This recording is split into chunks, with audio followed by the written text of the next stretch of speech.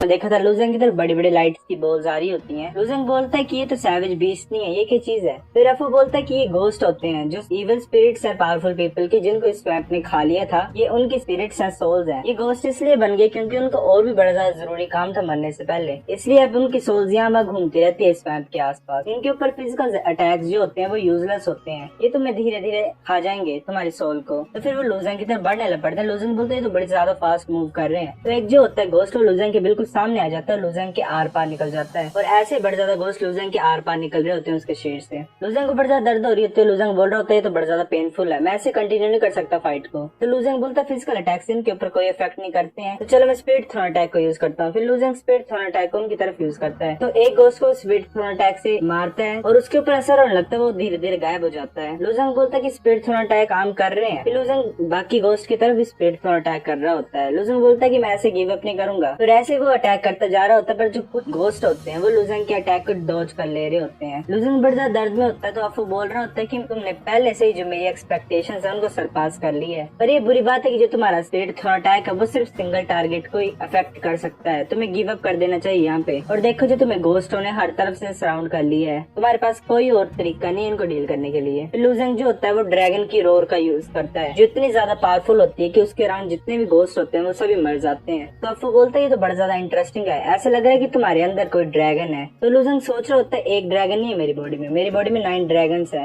और मुझे भी नहीं पता वो कहाँ से आए हैं और कैसे आए हैं और उनको अवेकन कैसे किया जाएगा। अफू हंसते हुए बोलता है कि इतना बुरा नहीं था, तुम्हारे पास अब क्वालिफिकेशंस हैं 5th लेवल को चैलेंज करने के लिए, जाओ आगे। तुम्हारी सोल बड़ी ज्यादा अफेक्ट हो गई थी उन घोस्टों के अटैक से, इसलिए मैं तुम्हारी हेल्प करता हूँ रिकवर करने के लिए। फिर एक गोल्डन बीम की लाइट उसके ऊपर बढ़ती है लुजेंग की तरफ और लुजेंग की बॉडी रिकवर कर जाती है। लुजेंग बोलता थैंक यू और बोलता मुझे लास्ट चैलेंज को करने दो। तभी जमीन में से एक हाथ बाहर आता है और पूरा पूरा वॉरियर बाहर आ जाता है जमीन में से। लुजेंग बोल रहा होता है कि इस वॉरियर की स्ट्रेंथ तो सिर्फ हाफ स्टेप स्पाइरलम की है, मैं तो पक्का जीत जाऊंगा। तो अफू बोलता तुम इस ओपोनेंट को मजाक में नहीं लेना चाहिए, ये जो वॉरियर है ये तुम्हारे तरह सेम कल्टीवेशन लेवल को मेंटेन करेगा, पर इस वॉरियर के अंदर एक इमोर्टल की सोल है, तो उसकी वजह से इसकी बैटल स्किल्स और बैटल स्टाइल पूरा इमोर्टल की तरह होगा। लुजेंग सोच रहा होता है कि मुझे अपना गार्ड डाउन नहीं करना एक भी सेकंड के लिए, मुझे पूरा ध्यान देना पड़ेगा इस फाइट के लिए। लुजेंग उसकी तरफ आगे बढ़ते हुए सोच रहा होता है कि इसकी इनिशिएट एनर्जी तो बड़ी अजीब सी लग रही है, और मैं फिर भी पहले अटैक करता हूँ ताकि मेरे को एडवांटेज मिले। लुजेंग स्पीड थ्रोन अटैक को उस वॉरियर के खिलाफ भेज देता है और बोलता है कि मैं पहली वाली पुरानी ट्रिक को यूज करता हूँ, अगर ये फर्स्ट फ्लाइंग नाइफ के अटैक को डॉज कर लेगा तो मैं जल्दी से स्पीड थ्रोन अटैक का यूज कर लूंगा इसके ऊपर, और फिर अपने नाइफ को कंट्रोल करूंगा पीछे से और दोबारा अटैक करूंगा इसके ऊपर पीछे से, और इस बैटल को एक ही बार में खत्म कर दूंगा। और जैसे जो लुजेंग का स्पीड थ्रोन है उसके पास से निकलता है तो वो बिल्कुल थोड़ा सा मूव करता है डॉज करने के लिए और नाइफ उसके पास से निकल जाता है। लुजेंग बोलते मैं अपने स्किल्स में बड़ा ज्यादा कॉन्फिडेंट था, ये किस तरह का डॉजिंग मेथड है, स्पीड थ्रोन अटैक तो इसको हिट भी नहीं करेगा, ये इतना फास्ट डॉज जो कर रहा है। तो लुजेंग जो होता है वो अपनी फ्लाइंग नाइफ को बुला लेता है पर वो फिर से वैसे डॉज करता है वॉरियर उसको। तो लुजेंग बड़ा ज्यादा हैरान हो जाता है और बोलता है कि ये पक्का हाफ स्टेप स्पाइरलम की पावर है। फिर वो वॉरियर लुजेंग की तरफ आ रहा होता है और अपनी इनिशिएट एनर्जी से लुजेंग की तरफ अटैक करता है। वो लुजेंग के आर पार निकल जाती है एनर्जी, लुजेंग दर्द के मारे स्टन हो जाता है और एक जगह रुक जाता है। फिर वो वॉरियर अपने दोनों हाथों को जोड़ के पंच मारता है लुजेंग की पीठ में बड़ी जोर से, उसकी वजह से लुजेंग बड़ी जोर से जमीन पे गिरता है। लुजेंग जमीन को स्क्रैच कर रहा होता है, बोल रहा है कि ऐसे नहीं हारूंगा मैं, पर जैसे लुजेंग उठता है तो वॉरियर उसे बड़ी जोर से पंच मारता है और लुजेंग ऊपर की तरफ उठ जाता है, फिर नीचे गिर जाता है। लुजेंग सोच रहा होता है कि वॉरियर तो बड़ा ज्यादा पावरफुल है, ये तो मेरे ऊपर अटैक नॉन स्टॉप ही किए जा रहा है, एक अटैक के बाद एक, और मैं जो भी मूवमेंट्स कर रहा हूँ उनके बारे में इसको पहले पता लग जा रहा है, अगर ये ऐसे चलता रहा तो मैं कैसे जीतूंगा इस फाइट को। फिर वो वॉरियर बड़ी दूर होता है उसके सामने पर एकदम से लुजेंग के सामने आ जाता है। लुजेंग उसकी तरफ अटैक करने जा रहा होता है पर वो वॉरियर बड़ी आसानी से उसको डॉज कर लेता है और लुजेंग की पीठ पे हाथ रख देता है और सिंपल उस हाथ की फोर्स की वजह से लुजेंग बड़ी दूर जाके गिरता है। लुजेंग के मुंह से खून निकला तो लुजेंग बोलता है कि मुझे मेरे और उसके बीच में डिस्टेंस को है वो कम करना पड़ेगा और मैं हैंड टू हैंड फाइट करूंगा इसके साथ। फिर लुजेंग उस वॉरियर की तरफ चलाते हुए आगे आ रहा होता है उससे लड़ने के लिए, पर वो वॉरियर उसके हाथ को हटा देता है। लुजेंग बोलता है कि तुम मुझे पीछे हटाना चाहते हो, ये तुम्हारी सही ट्राई थी, पर जो वॉरियर होता है वो अपने हाथ को एक सांप की तरह मोड़ के लुजेंग के हाथ से लपेट लेता है। फिर लुजेंग हंसता है और अपने पूरे ड्रैगन स्किल्स की पावर को यूज करता है और उस वॉरियर को हवा में उठा देता है, पर वो वॉरियर फिर से अपने हाथ और शरीर को मोड़ के लुजेंग के पीछे पहुंच जाता है और लुजेंग को पूरी तरह से जकड़ लेता है। लुजेंग उसे पलटना चाह रहा होता है उसके सिर से, पर वो एकदम से उठ जाता है वहाँ से और उसके ऊपर खड़ा हो जाता है। लुजेंग सोच रहा था ये जुजुत्सु को भी जानता है, फिर वो लुजेंग की तरफ देख रहा होता है, लुजेंग कुछ नहीं कर पा रहा होता है, और फिर लुजेंग जैसे तैसे करके वहाँ से जंप करके पीछे की तरफ भाग जाता है, और वो वॉरियर एकदम से लुजेंग के सामने आ जाता है और लुजेंग को फिर से पकड़ता है। लुजेंग उसको देख के बड़ा ज्यादा हंस रहा होता है क्योंकि उसने फ्लाइंग नाइफ छिपाया होता है अपना और उसकी तरफ भेज देता है। वो जो फ्लाइंग नाइफ होता है वो उस वॉरियर के सिर के आर पार चला जाता है और वो वॉरियर वहीं पे मर जाता है। लुजेंग सोच रहा होता है कि मैंने कभी नहीं सोचा था कि मैं इस मेथड को भी यूज करूंगा, पर क्या कर सकते हैं, मुझे और कुछ आइडिया नहीं था और मेरे पास और कोई पावर नहीं थी एक इमोर्टल को डिफीट करने की। अफू बोल रहे हो तो मुझे अभी भी बिल्कुल विश्वास नहीं हो रहा कि तुम जीत सकते हो, तुम तो बड़ा ज्यादा चालाक हो। अगर तुमने बिल्कुल साफ तरीके से फाइट की होती तो तुम जीत नहीं पाते। फिर अफू लुजेंग को द्वारा उस मैप्स वाली जगह पे टेलीपोर्ट कर देता है और लुजेंग को मैप दिखा रहा होता है। लुजेंग बोल रहा होता है क्या यही है वो अल्टीमेट मैप ऑफ कॉस्मोस। अफू बोलते है मैटर नहीं करता तुम किस तरह से जीतते हो, ये अल्टीमेट मैप ऑफ कॉस्मोस अब तुम्हारा हुआ। तो जो वो मैप होते हैं वो छोटे होके लुजेंग के हाथ में आ जाते हैं। लुजेंग बोल रहा होता है कि बड़ा ज्यादा अजीब है, मैं अपनी आंखें नहीं हटा पा रहा हूँ इस मैप के ऊपर से।